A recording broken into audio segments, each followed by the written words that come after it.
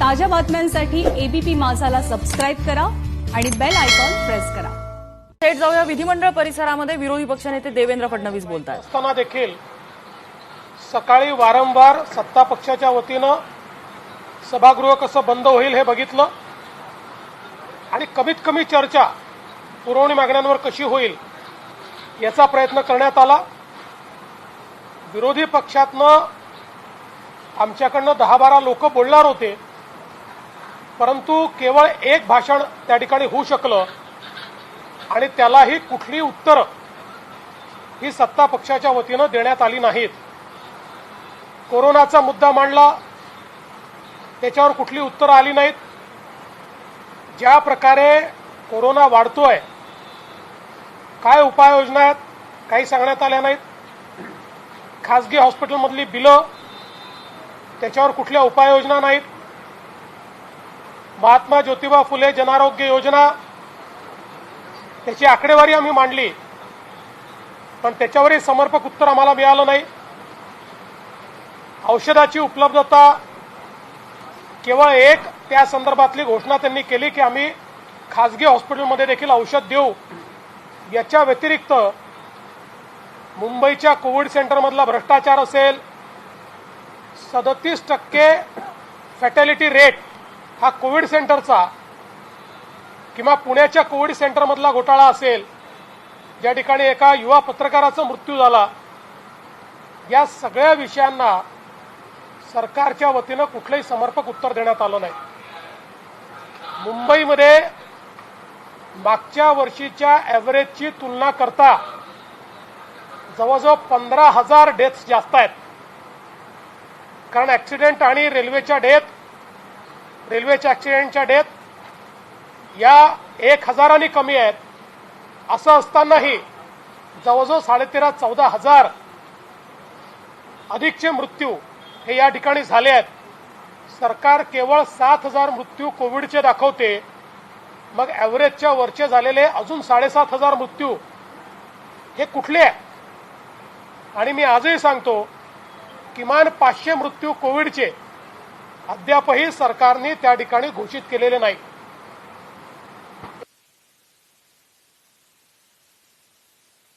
7,000 मृत्यू कोविडचे दाखवते, मग ॲव्हरेजच्या वरचे झालेले अजून 7,500 मृत्यू हे कुठले आहे?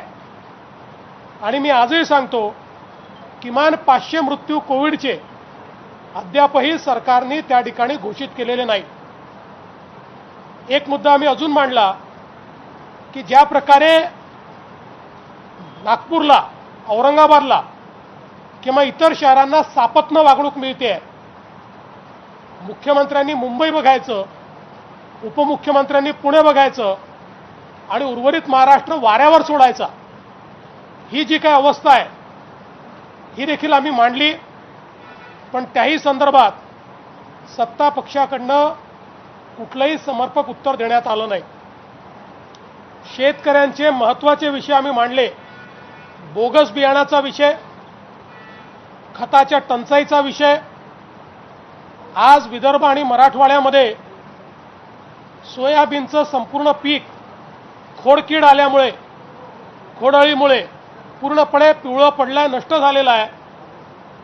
त्याला काय मदत करणार? काही उत्तर नाही। आज मोठ्या प्रमाणात अतिवृष्टीने झालेलं नुकसान, काही मदत नाही। वेगवेगळ्या प्रकारच्या पिकांचं जे नुकसान आहे ते आम्ही सांगितलं, त्याची कुठली घोषणा नाही।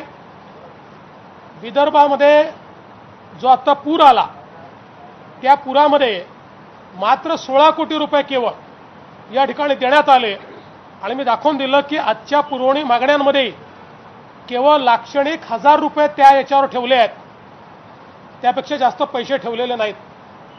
कोकणाच्या निसर्ग वादळामध्ये ज्या काही मदत घोषित केली होती ती मदत मिळाली नाही आणि ती कशी तोकडी होती हे देखील आम्ही सरकारच्या लक्षात आणून दिलं। शेत पिकाचं मागच्या खरीपाची खरेदी झाली नाही, पैसे मिळाले नाही, धानाचा बोनस मिळाला नाही, शेतकऱ्यांच्या कर्जमाफीचे पैसे मिळाले नाहीत आणि त्यामुळे एकूणच शेतकऱ्यांवर प्रचंड अन्याय होतोय, कुठलंही उत्तर नाही। विजेच्या बिलाचा विषय आम्ही उपस्थित केला. आम्ही बिल सुधारतोय म्हणून सांगितलं, कोणाचं सुधारलेलं नाही. इतक्या मोठ्या प्रमाणात गावोगावी विजेचं बिल आलेलं आहे, परंतु त्याच्यावर कुठलंही लक्ष नाही.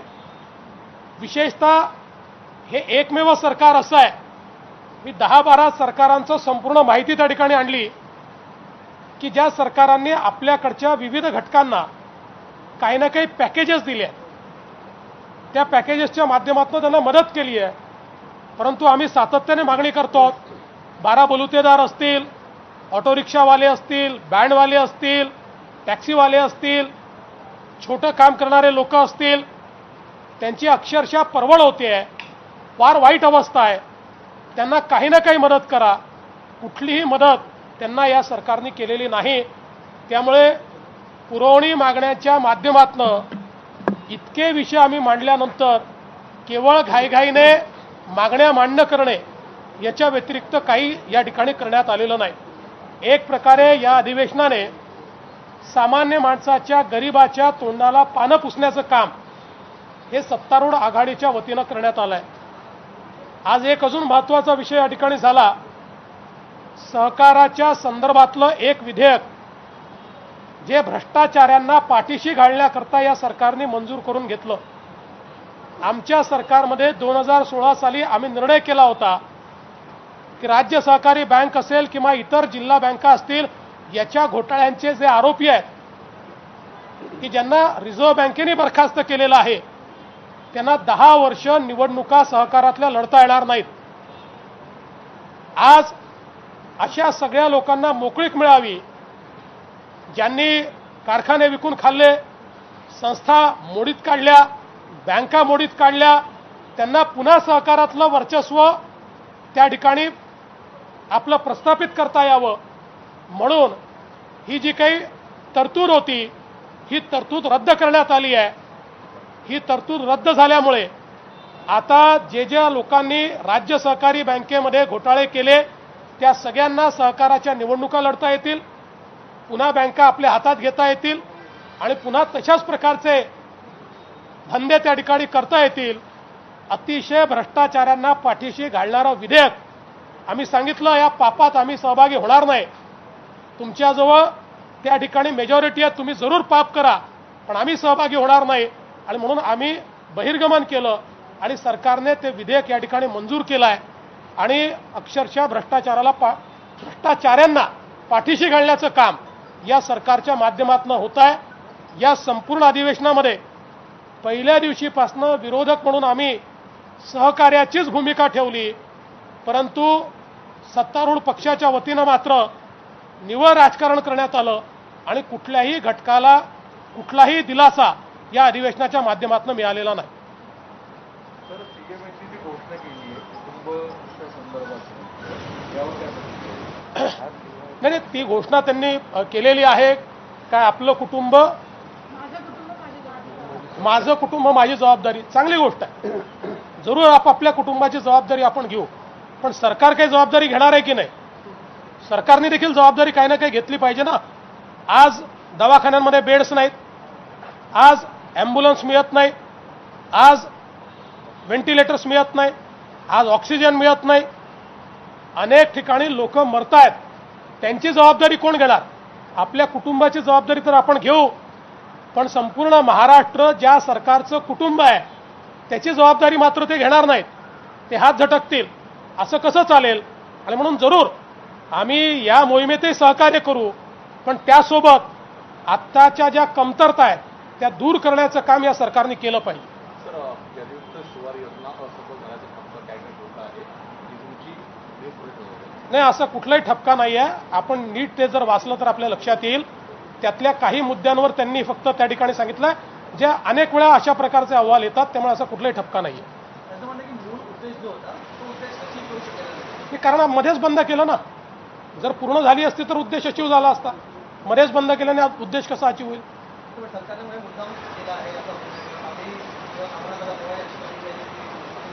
नाही, या संदर्भात सर्व उच्च न्यायालयाने एक एक्सपर्ट कमिटी तयार केली होती आणि उच्च न्यायालयाने, औरंगाबाद खंडपीठाने त्या एक्सपर्ट कमिटीने रिपोर्ट सादर केला, जो उच्च न्यायालयाने मान्य केला. त्या रिपोर्टमध्ये जलयुक्त शिवार योजना कशी बरोबर आहे, त्याच्यामुळे कसा फायदा झाला, त्याच्यामुळे मराठवाड्यासहित इतर भागांचा पाणी स्तर कसा वाढला, असं संपूर्ण रिपोर्ट दिलेला आहे.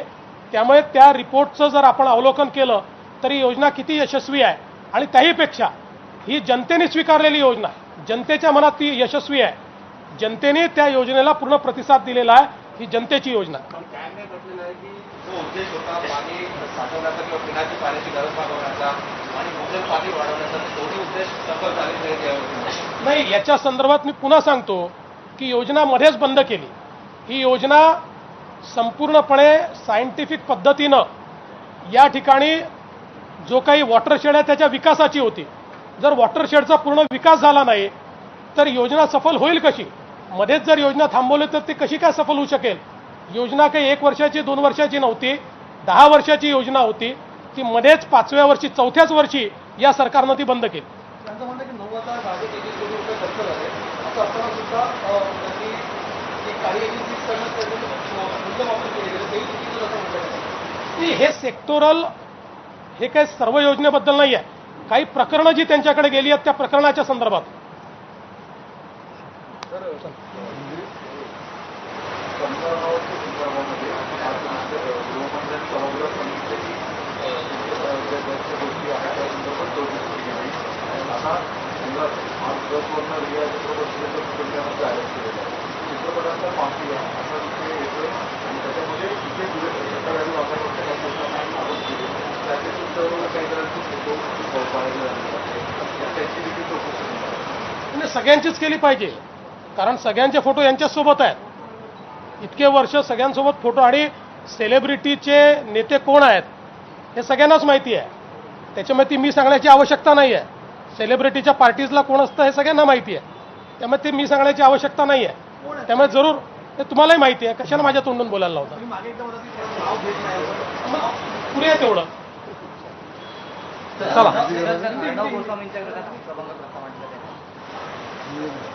असं आहे की या ठिकाणी अर्णव गोस्वामींच्या विरुद्ध जो काही प्रस्ताव आलेला आहे त्याच्यावर मेरिटवर जो निर्णय आहे ते अध्यक्ष करतील. अध्यक्षांनी सांगितलेलं आहे.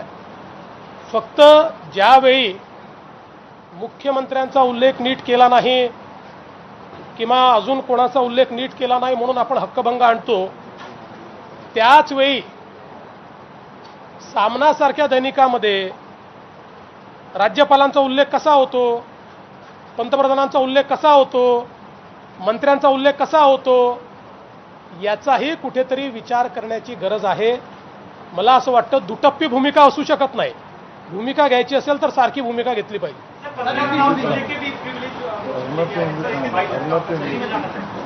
देखिए, अर्णव गोस्वामी के ऊपर जो कोई यहाँ पर प्रिविलेज का मोशन आया है उस पर मेरिट पर जो निर्णय करना है वो अध्यक्ष जी करेंगे विधानसभा के.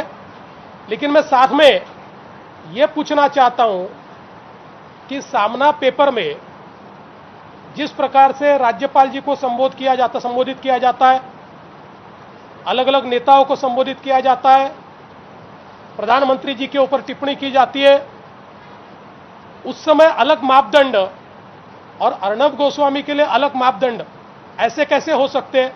या तो एक मापदंड होना चाहिए, या तो सभी के ऊपर कार्रवाई होनी चाहिए, या किसी के ऊपर भी नहीं होनी चाहिए.